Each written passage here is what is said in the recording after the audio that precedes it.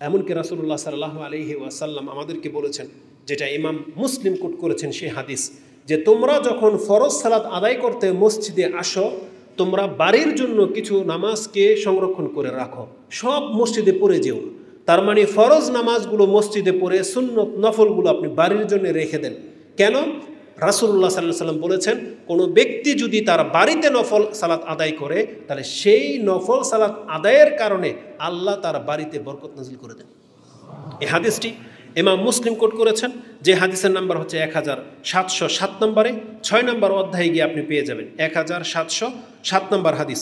জাবের বিন আব্দুল্লাহ কালা কালা রাসূলুল্লাহ সাল্লাল্লাহু আলাইহি ওয়াসাল্লাম, ইযা কাদা আহাদুকুমুস সালাতা ফি মসজিদি, যখন তোমাদের কোনো ব্যক্তি মসজিদে সালাতকে পূর্ণ করে, ফালিয়াজআল লিবাইতিহি নাসিবান মিনাস সালাহ, তাহলে সে যেন কিছু অংশ তার বাড়ির জন্য রেখে নেয়। ফা ইন্নাল্লাহ জাইলুন ফি বাইতিহি মিন সালাতিহি খায়রান, তাহলে ওই নামাজগুলোর কারণে আল্লাহ তার বাড়ির মধ্যে কল্যাণ নিয়ে আসবেন, ওই নামাজের কারণে।